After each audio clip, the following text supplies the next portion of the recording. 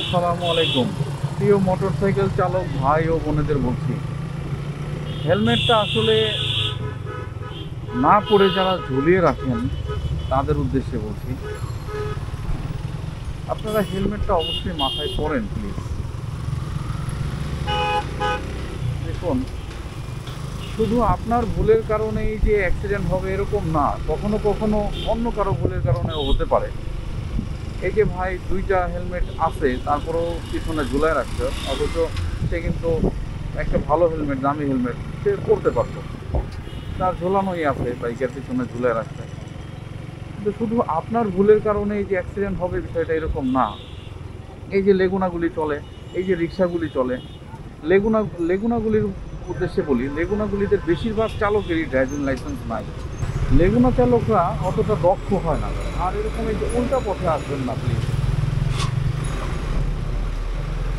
লেগুনা চালকরা অতটা দক্ষ হয় না, কারণ তাদের লেগুনা যারা চালায় তারা দেখি খুবই অল্প বয়সে।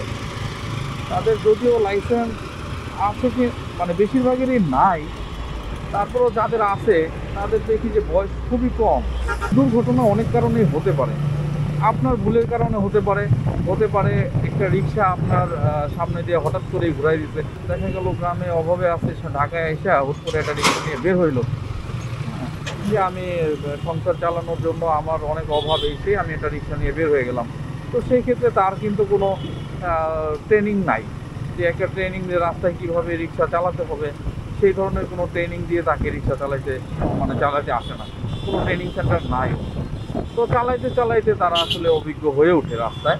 তারপরেও দেখা গেছে অনেকে ভালো চালায়, সিএনজি রিক্সা অনেকেই ভালো চালায়। যে দেখেন সিএনজিটা 3 চাকার, এর মাথা যখনই ডাইনে বামে দেয় হুট করেই চলে আসে, আপনি বুঝতেও পারবেন না। তো সেই ক্ষেত্রে সিএনজিগুলি কিন্তু খুবই বেপরোয়া। সময়ের থেকে জীবনের মূল্য অনেক বেশি। আপনি কিছুটা সময় বাঁচানোর জন্য তাড়াহুড়া করে বের হলেন, একটি দুর্ঘটনা হয়ে গেল, তখন আপনি কত বিছানায়, দেখা গেল আপনার আল্লাহ না করুক বেঁচে আছেন, কিন্তু হাত পা ছিলে বা ভেঙে বিছানায় শুয়ে আছেন অনেক দিন, তখন সময়টা কীভাবে আপনি এই সময়টা আর ফিরে পাবেন? সময় ফিরে পাওয়া আসলে কোনোভাবেই সম্ভব না। যে সময় চলে যায় সেই সময় তো চলেই যায়, সেটা আর ফিরে পাওয়া কোনোভাবেই সম্ভব না। তাই আমরা সবাই একটু ধীর স্থির, দেখে শুনে বুঝে বাইক চালাবো। হ্যাঁ, শুধু বাইক নয়, যারা সিএনজি, প্রাইভেট কার যারা চালায়, প্রাইভেট কাররা খুব ধীর স্থিরভাবে চালায়, কারণ তাদের একটি স্ক্র্যাচ পড়ে গেলেই অনেক টাকা খরচ হয়। হ্যাঁ, যার কারণে তারা একটু খুব ধীর স্থিরভাবে চালায়, বিশেষ করে পেশাদার যারা পেশাদার তারা একটু সাবধানতার সাথেই চালায়। আমরা সবাই ভাই ভাই, আমরা সবাই চেষ্টা করবো একটু সাবধানতার সাথে, একটু সচেতনভাবে অন্যকে একটু সহযোগিতা করে অন্যরাও যেন যেতে পারে, আমিও যেন যেতে পারি। আপনি যখন অন্যদের প্রতি আন্তরিক হবেন, অবশ্যই আপনার প্রতি তারাও আন্তরিক হবে।